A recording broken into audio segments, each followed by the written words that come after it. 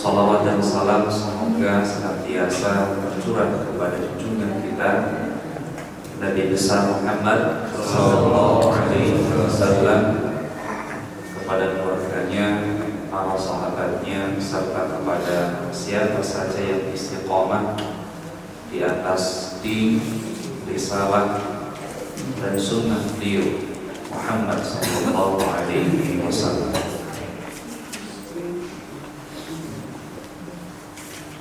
Tentu hal yang paling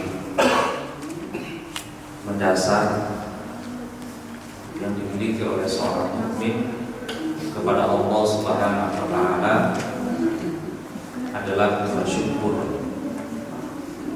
Apapun keadaannya, mau kita dalam kondisi lapang ataupun dalam kondisi sempit, dalam kondisi kita berkecukupan maupun dalam kondisi kita berkekurangan, maka kalimat alhamdulillah tidak akan pernah putus. Dan itu selalu wajib kita ucapkan, minimal dalam sholat. Apakah karena kaya, karena berkecukupan, maka kita mengucapkan alhamdulillah. Ketika bukan dalam kondisi itu, kita tidak mengucapkannya. Bukankah setiap muslim, apapun kondisinya, mau dia berkecukupan maupun berkekurangan, dia tetap wajib melaksanakan sholat? Betul tidak? Betul. Dan dalam sholat ada kalimat yang wajib tetap diucapkan. Apa itu? Alhamdulillahi Rabbil Alamin. La salata liman lam yaqra bi Fatihatil Kitab. Tidak sah salat seseorang yang tidak membaca suratul Fatihah, dan suratul Fatihah di dalamnya ada kalimat Alhamdulillahi Rabbil Alamin sebagai kalimat pujian sekaligus ungkapan syukur kepada Allah Subhanahu wa taala. Sebelum masuk ke ngomong ukhuwah, saya akan memulai dari ini. Kenapa kita mesti tetap bersyukur apapun kondisinya? Karena nikmat yang hilang yang sebelumnya kita miliki itu sama sekali tidak menghilangkan nikmat Allah yang tidak terbatas. Sebelumnya kita punya harta sekian, tiba-tiba kita mengalami harta itu hilang. Kenikmatan yang hilang tersebut tidak menjadikan nikmat Allah yang tidak terbatas itu lenyap dari diri kita. Kenapa? Karena nikmat Allah itu tidak terbatas. Bagian nikmat yang bisa kita kalkulasi, yang bisa kita hitung, kalau dikurangi dengan nikmat yang tak terbatas itu, tetap hasilnya tidak terbatas. Di dalam Al-Quran Allah Subhanahu wa ta'ala telah menegaskan, dan itu sudah menjadi bagian dari keimanan seorang muslim. Tidak beriman seorang muslim kecuali mengimani ayat ini. Wa in ta'uddu ni'matallahi la tuhsuha. Jika kalian hendak menghitung-hitung nikmat Allah, la tuhsuha, maka kalian tidak akan mampu mencapainya. Artinya nikmat Allah itu tidak terbatas. Jadi nikmat Allah yang tidak terbatas, jika dikurangi nikmat yang bisa kita kalkulasi, tetap hasilnya tidak terbatas. Ya tentu kita pernah belajar kalkulus Pak ya, atau perhitungan sederhana lah. Ya angka yang tak terbatas, yang unlimited itu, jika dikurangi dengan angka yang berbilang atau yang terbatas, limited, tentu hasilnya tak terbatas, tak terhingga. Kalau angka tak terhingga biasanya disimpulkan dengan apa? Ya mirip cacing ya. Mirip cacing ya. Ya mirip cacing. Misalnya angka tak terhingga dikurang X. X itu adalah bilangan yang terbatas, maka hasilnya tetap tidak terbatas. Artinya kenikmatan yang bisa kita kalkulasi jika itu berkurang pun hilang dari diri kita, tidak menghilangkan nikmat Allah yang tidak terbatas. Karena itu tidak ada alasan bagi seorang muslim untuk tidak mengucapkan alhamdulillah sebagai ucapan syukur kepada Allah Subhanahu wa taala apapun kondisinya. Kalau ada orang yang mengaku punya harta yang sangat banyak, maka harta itu sungguh nilainya masih kalah dengan satu nikmat saja yang ada pada dirinya. Di dunia ini siapa yang paling kaya? Ya tentu orang Indonesia ya.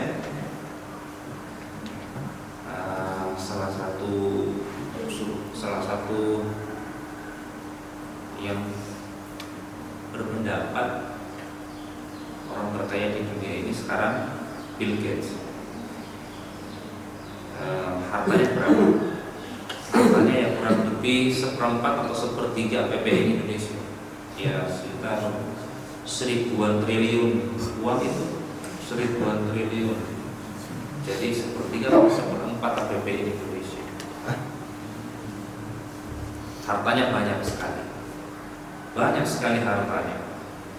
Tapi coba kita challenge Bill Gates dengan harta yang demikian banyak itu. Kira-kira Bill Gates pilih mana? Hartanya atau matanya buta? Tidak ada pilihan ketiga selain itu.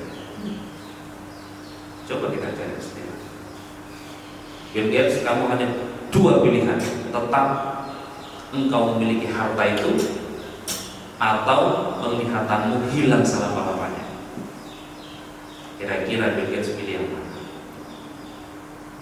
Selama dia waras, nggak gila ya. Selama dia waras, tentu dia akan lebih memilih mata. Buat apa uang banyak kalau nggak bisa melihat? Dengan uang bisa membeli rumah yang mewah, tapi kalau nggak bisa dilihat, apa enaknya? Dengan uang bisa membeli mobil yang mewah, Lamborghini atau apalah, tapi kalau nggak bisa dilihat, ngapain? Dengan uang kita bisa menikahi wanita yang sangat cantik, tapi kalau nggak bisa dilihat, ngapain? Nggak ada keindahan tanpa penglihatan. Kalau Bill Gates waras, tentu dia akan memilih mata yang melihat ketimbang hartanya yang begitu banyak. Coba lihat, harta saja yang demikian banyak itu, kalau mau dibandingkan dengan satu nikmat Allah yang melekat pada dirimu, sudah tidak ada nilainya. Apalagi bukan hanya mata, itu belum mata itu, belum hidung, belum telinga, jantung, udara, dan lain sebagainya.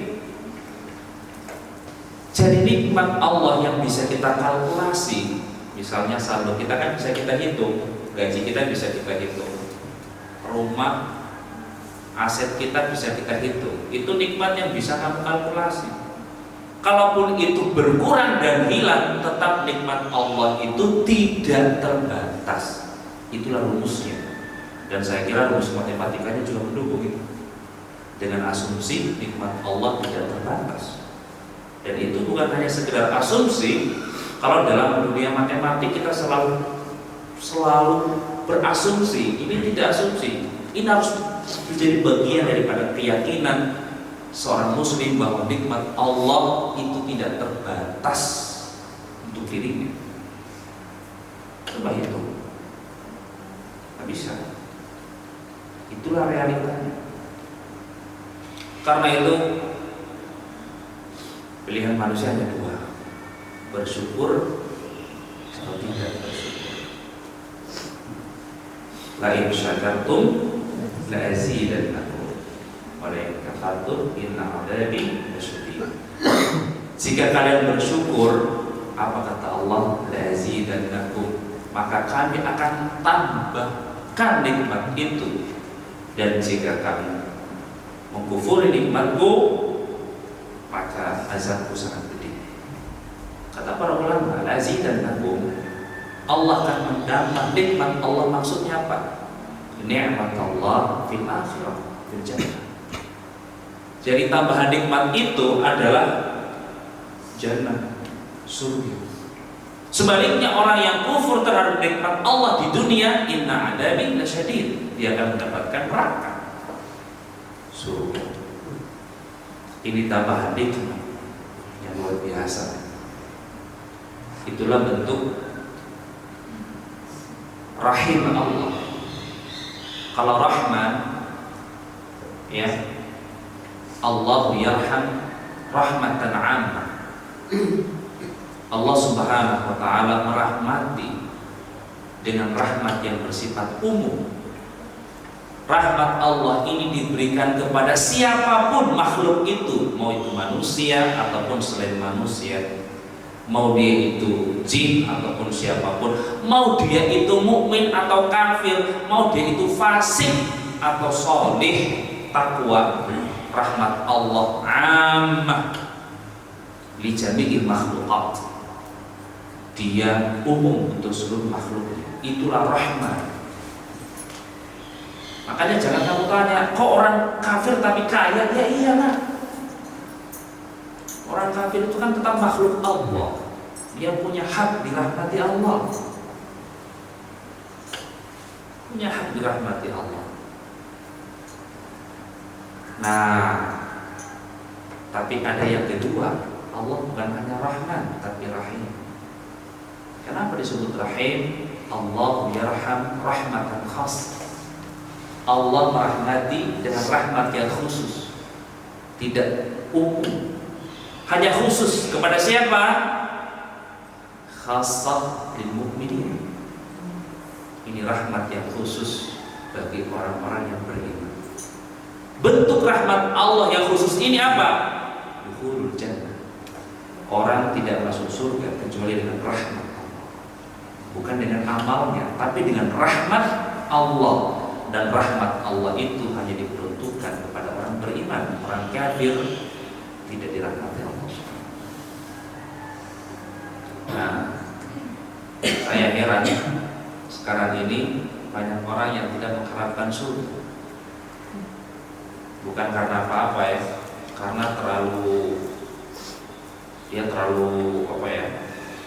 terpengaruh dengan filsafat yang begitu tinggi kayaknya.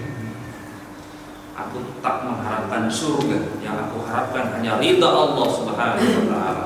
Surga tak bernilai di hadapan. Itu omong kosong. Tidak ada nilai. Perkataan semacam itu tidak ada nilai itu. Sementara orang yang berkata itu, dia masih butuh rumah untuk berenang, dia masih butuh mobil untuk berpergian, dia masih butuh teman agar bisa nyaman dalam hidupnya. Orang yang berkata itu masih butuh gaji. Berarti ketika dia mengatakan aku tidak butuh surga, omong kosong. Antara apa yang dia katakan dengan psikologi dirinya bertentangan, resultantenya nol. Haus kata-katanya. Bagaimana mungkin di dunia dia masih butuh perhiasan, sementara di akhirat dia nggak butuh? Nggak mungkin. Karena di dunia saja yang kehidupan sementara dia butuh, apalagi di akhirat kehidupan yang sangat luar biasa, nggak ada ujungnya, mas. Tidak ada ujungnya, dan kehidupan yang sangat mengancam dan mengerikan. Omong kosong kalau manusia tidak butuh tempat yang disebut dengan surga itu. Omong kosong. Itu hanya ada dalam teori, tapi tidak ada dalam set psikologi manusia. Ada. Dan yang lebih mengerti tentang set psikologi manusia itu adalah Allah. Allah ngerti kamu butuh surga tuh, makanya Allah kemudian menyuruh kita untuk meraih surga. Wasari'u ila maghfiratin min rabbikum wa jannah 'arduha as-samawati wal ardu 'iddat lil muttaqin. Berlomba-lombalah kalian memperoleh surga, ampunan dari orang kalian, dan surga yang luasnya seluas langit dan bumi. Lah orang ini mengatakan gak usah butuh surga, nah sementara Allah memotivasi kita dengan surga. Emang saya percaya siapa? Kata-katamu apa kata Allah? Dan tentu saja kata-kata orang itu haus, manis didengar, tapi bertentangan dengan fitrah dirinya. Mungkin masa ada manusia tidak butuh surga, sementara di dunia dia masih butuh rumah, masih butuh gaji, masih kerja pula, pengen istri yang cantik.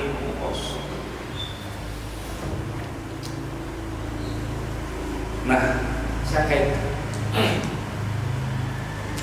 di dalam hadis Rasulullah SAW bersabda, "La tadkhuluna al-jannah hatta tu'minu." Kalian tidak akan pernah masuk surga, mimpi kalian masuk surga tuh, hatta tu'minu, hingga kalian beriman. Dan tanda keimanan itu wala tu'minun, dan kalian itu tidak beriman hatta tahabbu, hingga kalian saling mencintai satu sama lain. Saling mencintai sesama muslim. Nah, saya akan mulai membahas ukhuwah dari sini. Karena tidak ada ukhuwah tanpa cinta. Yang menyatukan manusia satu dan yang lainnya adalah cinta. Dan yang memisahkan manusia satu dan yang lainnya adalah murka atau benci. Masa kalian bisa bersatu suami istri kalau tidak didasarkan pada cinta? Itu namanya siti nurani, terpaksa menikah, tapi tidak berumur lama. Karena dibalik ikatan yang formalitas itu, di dalamnya ada hati yang tidak bisa menyatu. Jadi persatuan itu hanya bisa terwujud dengan mahabbah, dengan cinta. Sebaliknya permusuhan, keterpisahan antara satu dan yang lainnya terjadi karena tidak ada cinta di antara mereka. Karena itu binaul ukhuwah al-islamiyah, membangun ukhuwah Islamiyah itu harus dimulai dengan apa? Dengan cinta. Kenapa engkau memaki saudara? Karena kau tak mencintainya. Kenapa kamu tidak meringankan beban saudara? Karena kamu tidak mencintainya. Itu aja jawabannya, simple. Dan tentu kamu tidak akan berani melakukan itu pada orang-orang yang sangat spesial dalam hidup kamu. Jadi membangun persaudaraan kita, basicnya adalah iman. Tentu saja iman ini akan melahirkan cinta. Cinta itulah yang merekatkan kita dan yang lainnya. Jadi kalau misalnya sekarang ini umat Islam tidak bersatu, berarti tidak ada cinta. Kenapa tidak ada cinta? Berarti ada krisis keimanan di situ. Karena keimanan yang benar akan memproduksi cinta kepada sesama muslim. La tu'minu hatta tahabbu, kata Rasulullah. Kalian tidak beriman hingga kalian saling mencintai satu sama lain. Nah, kalau ada yang bertanya, Ustadz, sebesar apa cinta itu kepada saudara muslim? Seberapa besar kadarnya? Ada yang tahu seberapa besar kadarnya cinta kita kepada sesama muslim? Kadar cintamu kepada saudaramu sesama muslim adalah seperti engkau mencintai dirimu. Itulah kadar. Besar sekali ya. Besar banget. Hal ini sebagaimana sabda Nabi sallallahu alaihi wasallam, la yu'minu ahadukum hatta yuhibba li akhihi ma yuhibbu li nafsihi. Tidaklah beriman salah seorang di antara kalian hingga dia mencintai saudaranya sesama muslim seperti dia mencintai dirinya sendiri. Jadi mengasihi saudara seperti kamu mengasihi diri itulah kadar cinta yang engkau harus bagi kepada sesama muslim. Ini sudah terjadi kan? Krisis kita, apa itu sekalian sangat krisis. Coba lihat, kalau kadar cinta ini yang kita bagi kepada sesama muslim seperti cinta terhadap diri kita, maka tidak ada itu yang bermusuhan. Tidak ada. Karena sangat tidak logik seseorang memusuhi dirinya sendiri. Ada nggak orang itu mukul-mukul kepalanya sendiri? Itu orang gila, orang nggak waras. Orang maki-maki dirinya sendiri, orang nggak waras. Orang kemudian motong dirinya sendiri, orang nggak waras itu. Nggak ada dalam apa namanya, dalam teori logika itu nggak masuk akal. Kita tidak mungkin menyakiti diri kita sendiri, tidak mungkin menghinakan diri kita sendiri, tidak mungkin menyakiti diri kita sendiri. Jawabannya satu, karena kamu cinta kepada dirimu.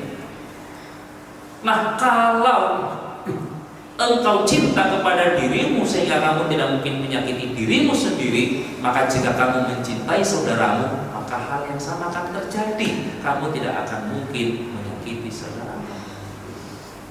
Ini teorinya.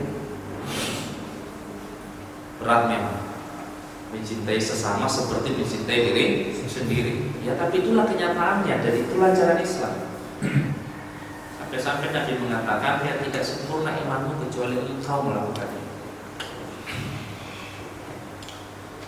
Nah, tetapi Rasulullah memberikan petunjuk beberapa amalan praktis yang bisa kita terapkan untuk melestarikan cinta, menjaga cinta atas sesama kita. Kalau ini berat dilakukan, itu bukti bahwa hatimu dengan hati muslim yang lain jauh sekali. Padahal amalan-amalan yang akan saya sebutkan ini sangat mudah untuk dilakukan, tidak sulit. Tidak sulit untuk membangun cinta yang dengannya ukhuwah terjadi. Hal yang pertama antum semua harus biasakan adalah afsus salam,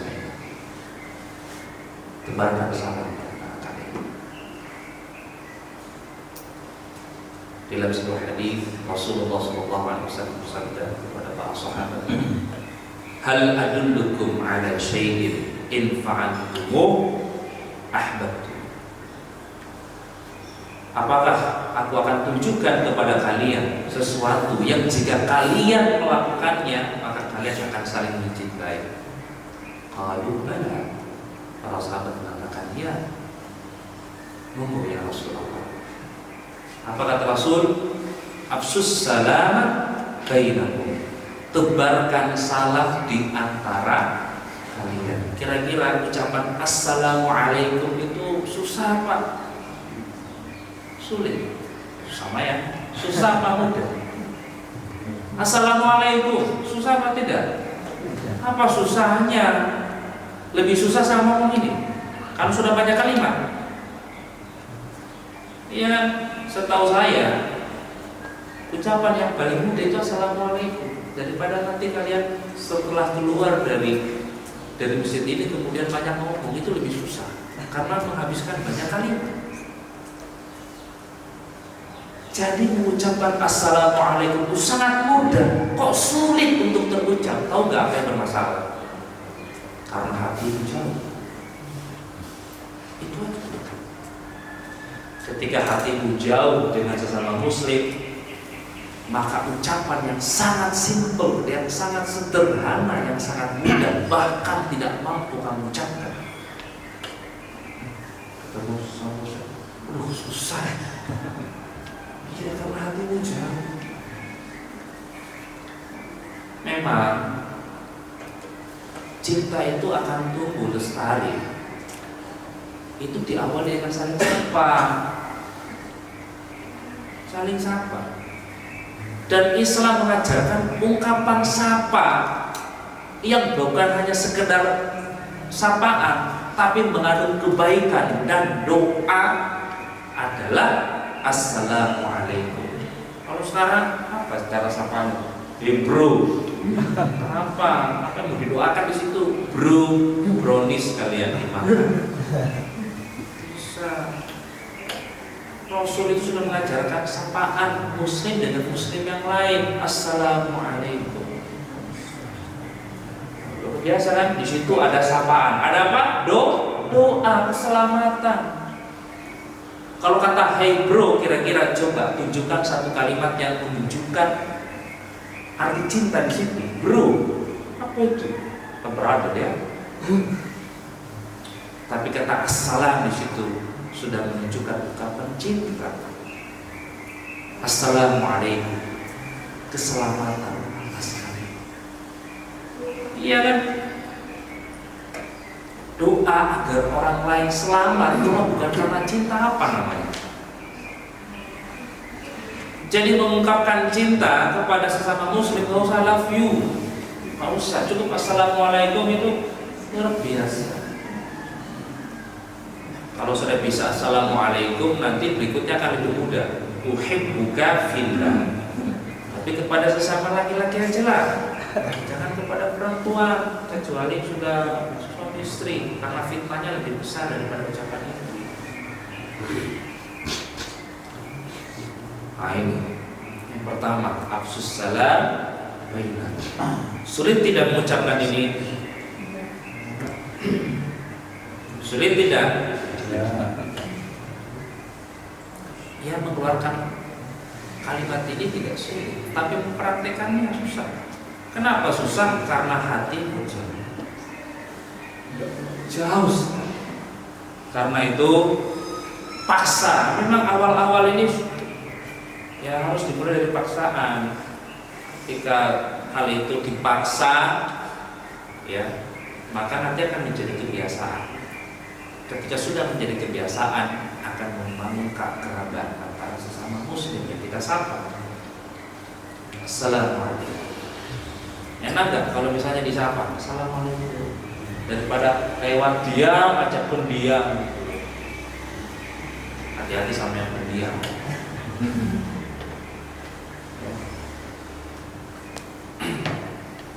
Itu yang pertama. Ya, ini amalnya sederhana sekali, tapi kalau itu dibiasakan oleh umat Islam, wah luar biasa.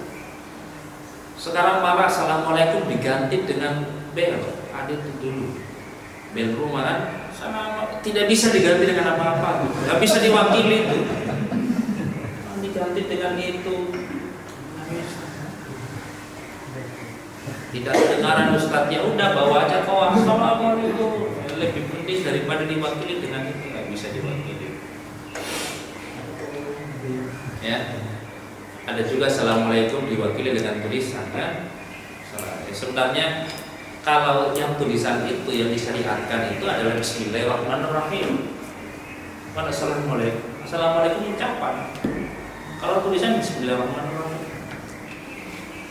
Saya nggak tahu kalau Bismillahirrahmanirrahim pakai lafal Indonesia ya. Sepertinya yang masyhur itu yang Arab. Karena Rasulullah ketika menulis surat dan mengirimkan risalah itu kepada raja-raja di sekitar Jazirah Arab, beliau memulai dengan Bismillahirrahmanirrahim, bukan assalamualaikum. Setiap surat yang beliau tulis, entah itu yang dia kirimkan kepada orang-orang kafir maupun kepada surat yang akan menjadi takrir kepada umat Islam, seperti Piagam Madinah, Mitsaqul Madinah, maka ini dimulai dengan apa? Bismillahirrahmanirrahim. Tidak ada assalamualaikum. Nah, kita ini mengganti assalamualaikum dengan tulisan, dengan bel dan macam-macamnya. Nggak bisa diwakili. Kenapa? Karena assalamualaikum itu harus terucap langsung. Kenapa? Karena assalamualaikum mengharuskan engkau bertemu antara dua insan yang beriman. Dengan itu kamu membangun keakraban. Coba kalau assalamualaikum diwakili dengan tulisan, diwakili dengan bel, kapan ketemunya? Tapi assalamualaikum ini disyariatkan dengan lisan agar engkau bertemu dengan sesama muslim. Kamu saling sapa, maka keakraban kemudian tercipta antara kalian. Itu yang pertama. Kemudian yang kedua, ingatkan kalau sudah mau selesai. Padahal baru satu ini. Ya tapi yang satu aja ini susah. Ya, harus diulang-ulang yang satu. Assalamualaikum. Tapi jangan juga ikhwan jadikan modus. Assalamualaikum ya ukhti.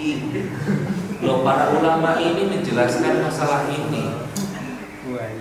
Coba buka dalam kitab ya karya Imam An-Nawawi rahimahullah, dalam kitab Al-Adhkar tentang mengucapkan salam kepada wanita asing, wanita yang bukan mahram.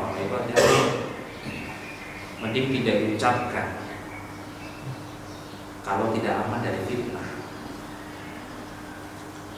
Ya, karena sekarang ucapan itu bukan untuk membangun cinta kepada sesama muslim, lain lagi cintanya itu. Ya. Cinta kepada sesama muslim itu bukan seperti kamu mencintai seorang wanita yang cantik, bukan itu maknanya, Mas. Karena cinta kepada sesama muslim itu harus kembali kepada siapapun, entah itu pria maupun wanita. Artinya frekuensi rasanya sama, bukan rasa yang lain. Kalau kamu mencintai seperti kamu mencintai wanita yang cantik, itu nafsu, Mas. Bukan mahabbah yang dimaksud dalam pengertian ini. Ya, jadi cinta yang dimaksud adalah rasa kasih, rasa sayang. Ya. Ingin kedamaian terbagi kepada setiap manusia, khususnya sesama muslim. Keselamatan terbagi atas mereka. Kita menginginkan mereka kebaikan dan tidak menghendaki keburukan pada mereka. Itulah cinta yang dimaksud. Bukan seperti kamu naksir seorang wanita, bukan itu. Itu yang pertama. Kemudian yang kedua, ini juga sangat mudah untuk dilakukan, tapi susah prakteknya. Apa itu? Senyum. Saya salam, senyum. Wah, susah sekali ini. Kayaknya lebih susah daripada salam ya. Tapi kayaknya salam lebih susah. Gak tahu sih mana yang lebih sulit prakteknya. Tapi menurut saya ya, semuanya tidak susah. Senyum, Mas. Di dalam sebuah hadis Rasulullah SAW bersabda, "Tabassumuka fi wajhi akhika shadaqatun." Senyummu kepada di hadapan wajah saudaramu. Makanya di sini kan tabassumka fi wajhi akhika. Jadi senyum itu ketika berhadapan, Mas. Jangan ketika dia apa? Dia tidak berhadapan kamu senyum, wah itu penghinaan itu. Ada apa? Kok ketika saya balik ke belakang dia senyum, oh maksudnya apa? Iya kan? Nah, senyum itu kata Rasul, tabassumuka fi wajhi akhika. Senyummu di wajah saudaramu, gitu loh. Jadi berhadapan senyum itu. Jangan ketika dia balik kemudian kamu senyum, wah itu maksudnya apa? Saya tidak tahu maksudnya.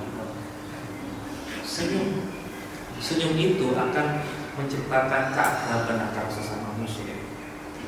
Saya ini biasa lihat, jangankan muslim awam, bahkan para asatid, ya karena menganggap yang lainnya ahlul bidah atau apalah ya, senyum itu susah sekali. Ya, mandang kita kayak mandang orang jahat sekali. Bahkan saya pernah berjumpa dengan orang semacam ini, dan dia bukan muslim awam, dia itu termasuk asatid. Dia tidak mengucapkan salam, saya ucapkan salam, senyum tidak dibalas. Karena yang dia terus lihat itu celana saya.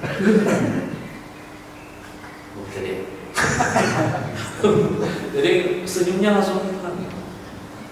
Nah itu, senyumnya langsung hilang. Gak bisa seperti ini. Ya meskipun ada seorang yang dia itu fasik, maka tidak menghalangimu untuk senyum kepada dia. Tidak menghalangimu untuk senyum kepada dia. Karena di dalam hadis ini bersifat mutlak. Tabassumuka fi wajhi akhika. Senyummu kepada saudaramu. Saudaramu di sini siapa? Mukmin, muslim, entah itu fasik kan, entah itu soleh, kamu senyum aja. Karena kita ini berdakwah dengan kasih, dengan sayang. Jadi kepada siapapun kamu senyum. Oh dia itu fasik, dia itu saleh, senyum kepada dia. Kan bisa saja dengan wasilah senyum orang dapat hidayah kan?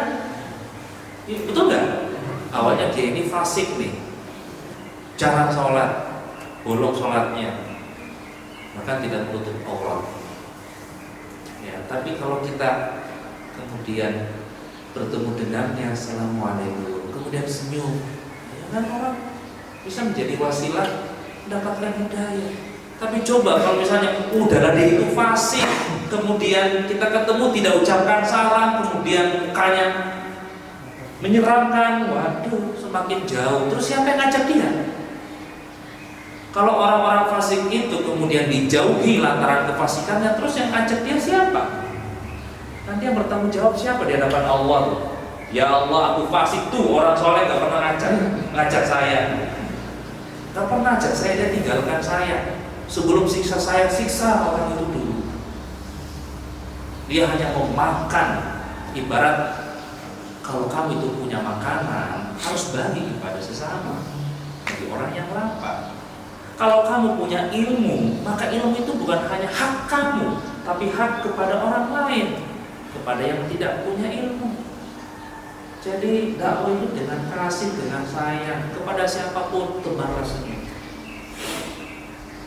Senyum itu, ya senyum ini, ya yang membuat sulit senyum itu satu, karena hati kita jauh. Maka untuk awal-awal ya paksa senyumnya, paksa, nggak apa-apa, paksa senyum itu, harus paksa senyum, paksa senyum. Lah Ustaz, apakah itu tidak bohong Ustaz? Paksa senyum kan apa ya istilahnya kayak pura-pura senyum gitu loh. Loh apa sih definisi bohong itu? Apa sih definisi bohong?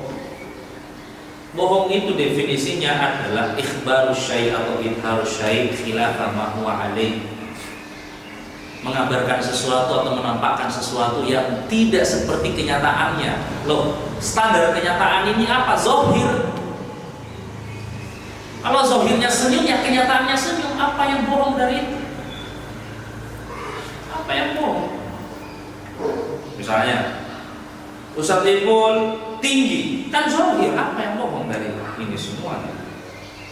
Apakah kamu tulus mengatakannya, ataukah kamu mengatakannya itu secara terpaksa? Kalau mengatakan itu sesuai dengan kenyataannya, yang udah itu namanya jujur. Jadi tidak bisa memasukkan pura-pura senyum ini sebagai al-kadhib, kebohongan, karena al-kadhib itu ukurannya adalah zahir, bukan batin. Batin itu kembalikan kepada Allah Subhanahu wa ta'ala. Lagi pula pura-pura senyum itu dapat pahala.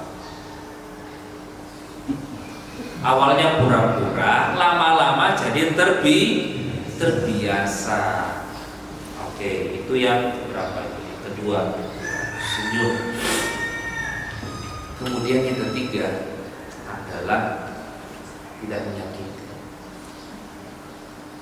Tidak menyakiti. Lisan dan tanganmu tidak sedikit pun menyakiti saudaramu. Karena menyakiti itulah yang menjadi awal dari permusuhan. Menyakiti itu bisa dengan lisan, dan menyakiti itu bisa dengan perbuatan. Dalam sebuah hadis, ingatkan ini kalau karena sudah terang, meskipun jamnya masih begitu, sekarang memang ada perbedaan. Di dalam sebuah hadis Rasulullah SAW bersabda, al-muslimu akhul muslim. Muslim itu adalah saudara muslim yang lain. Bahkan Rasul mengatakan, al-muslimu man salimal musliman min lisanihi wa yadihi. Seorang muslim adalah yang muslim lainnya selamat dari gangguan lisan dan tangannya. Ustaz, aku sudah terlanjur menyakiti dia dengan lisan. Aku sudah terlanjur menyakiti dia dengan tangan. Apa solusinya? Jangan didiamkan, nggak boleh. Jangan, segera tahallul. Tahallul itu bukan kamu cukur rambut, bukan. Tahallul itu banyak maknanya. Tahallul itu kalau orang sekarang bahasa kita di sini halal bihalal, saling menghalalkan. Kalau istilah fikihnya tahallul namanya, saling memaafkan, saling menghalalkan satu sama lain. Harus segera, jangan didiamkan. Kenapa? Karena tanazu'at, perselisihan yang terjadi, kezaliman yang kamu timpakan kepada saudaramu sesama muslim, kalau tidak terselesaikan di dunia, maka itu sampai di akhirat. Oh, kamu itu rajin sholat, itu hubunganmu sama Allah. Tapi kalau kamu merusak hubunganmu kepada saudaramu sendiri, kepada sesama muslim, kalau tidak ada tahallul, belum ada perdamaian antar keduanya, maka perkara itu tetap berlanjut di akhir. Jadi kamu jangan simpan-simpan, Mas. Sekarang mulai saat ini list siapa namanya yang pernah kamu sakiti. Kalau sudah tidak teringat sama sekali, maka ya Allah, urusanku ini aku serahkan padamu. Aku sudah tidak sanggup mengingat list nama yang pernah aku sakiti. Itu aja. Semoga Allah memaafkanmu jika Dia menghendaki. Kalau Dia menghendaki yang lain, supaya kalian tidak menganggap remeh perkara-perkara semacam ini. Karena dalam sebuah hadis dalam riwayat Muslim yang cukup panjang hadis tersebut, di sini dijelaskan ada seseorang yang menghadap Allah Subhanahu wa taala bisolati, membawa pahala sholat, ya, wa zakatihi, membawa pahala zakatnya, wa shaumihi, dan membawa pahala puasanya. Hampir masuk surga. Tapi sebelum masuk surga ternyata ada yang protes. Ya Allah, aku tidak rela orang itu masuk surga. Dulu di dunia dia pernah memukul saya, dan dia belum pernah tahallul kepada aku. Mohon keputusannya sekarang. Keputusannya sekarang. Karena tidak ada lagi maaf-maafan. Di hari kiamat itu tidak lagi maaf-maafan. Karenanya sekarang maaf-maafan. Di hari kiamat itu yang ada hanya musuh-musuhan, bahkan kepada sesama saudara sendiri. Yang tadinya di dunia mereka berteman, nanti di akhirat tidak ada mereka bermusuhan. Gara-gara saya, gara-gara kamu loh, saya masuk neraka. Kenapa kamu ikut? Ayo gitu saling bermusuh-musuhan nanti itu.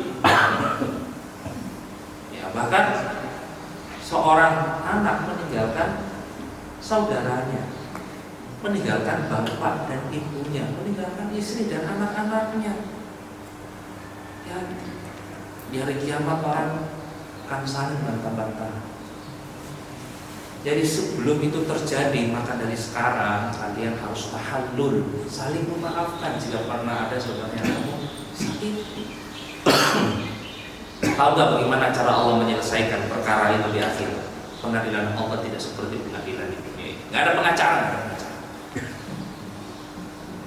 Nggak ada pengacara saja itu, Mas. Nggak ada pengacara. Kalau sekarang kan, kalau ada pengacara kamu bayar apa? Malik yaumiddin, ya, segala sesuatu milik Allah, kamu mau bayar apa? Kamu bisa sokong Allah, bahasa Indonesia. Karena dia raja di raja. Itulah kenapa di dalam suratul Fatihah secara khusus Allah menyebut, menekankan Malik yaumiddin. Dia adalah Malik, adalah raja pada hari itu. Tidak ada raja kecuali dia. Karena kalau di dunia manusia kan masih punya kekuasaan, tahu nggak? Bukankah presiden kita manusia di dunia ada kekuasaan dia, tapi di akhir hari kiamat ada kekuasaan dia? Ada. Manusia sekarang ini banyak nggak yang punya tanah, yang punya mobil, yang punya rumah? Banyak, tapi di akhirat Allah satu-satunya Malik. Jadi kamu mau apa dengan Allah, dengan apa? Nggak bisa. Nah, cara Allah menyelesaikan persengketaan yang tidak terselesaikan di dunia, bagaimana cara Allah? maka Allah akan mengambil sebagian pahala lalu diberikan kepada orang yang dia zalimi, sama dengan kadar kezaliman yang pernah dia lakukan. Untung kalau pahalanya masih banyak, berarti masih apa? Masih tersisa banyak kan? Tapi kalau diimbangi dengan banyak orang yang kamu zalimi, ya sama aja kan? Wah, sudah berkurang. Kemudian orang ini pede, oh masih banyak kita bukan saya nih, itu masuk surga. Belum melangkah masuk surga, berjejer ngantri semua orang. Ya Allah, saya juga pernah dia maki saya. Ya Allah, saya juga dia pernah ambil harta saya, minta dia ambil tanpa minta sama sekali. Oh, persoalan sepele begitu ditanya nanti loh. Ngantri orang sampai akhirnya pahalanya habis. Wah, bahaya kalau masih ngantri, Mas. Pahalanya sudah habis, masih ada yang ngantri ke belakang. Tahu nggak bagaimana cara Allah menyelesaikannya? Maka dosa orang yang pernah kamu zalimi akan kamu pilih. Itulah hakikatul muflis, kata Nabi. Itulah hakikat orang yang apa muflis itu? Bangkrut. Bangkrut itu begitu. Dia datang kepada Allah dengan membawa saldo yang begitu banyak, tapi bangkrut diambil orang. Kasih. Karena itu sholat ya sholat, tahajud, memperkuat hubungan dengan Allah yang memperkuat. Tapi kamu kepada saudara sesama muslim harus jauh. Karena jangan-jangan bergaulmu kepada muslim yang tidak bagus justru menghalangimu jadi bumerang pada hari kiamat. Jangan. Akhirnya kita menjadi orang yang bangkrut. Betul, sholatmu banyak, pahalamu banyak, tapi jangan-jangan kamu bangkrut nanti. Itu hati-hati. 3 saja ya. Karena saya suka yang ganjil. Betulan. Jadi yang pertama saya akan kembali afsus salam bainakum, kemudian yang kedua adalah tabassum, kemudian yang ketiga adalah ada mu'idzah, ya, jadi tidak menyakiti sesama muslim. Saya kira demikian. 3 hal ini kalian praktekkan aja lah. Praktekkan 3 hal ini, insya Allah bersatu. Ngomong kosong sudah. Membahas tentang persatuan dengan begitu retorika yang begitu mengguncang dunia dan apapun itu. Tapi kalau salam saja tidak, kemudian senyum saja tidak, kemudian masih menyakiti, ngomong kosong itu nggak ada faedahnya. Terapkan ini, insya Allah hati kalian akan berkat dan bersatu. Wabillahi taufiq wal hidayah. Wassalamualaikum warahmatullahi wabarakatuh.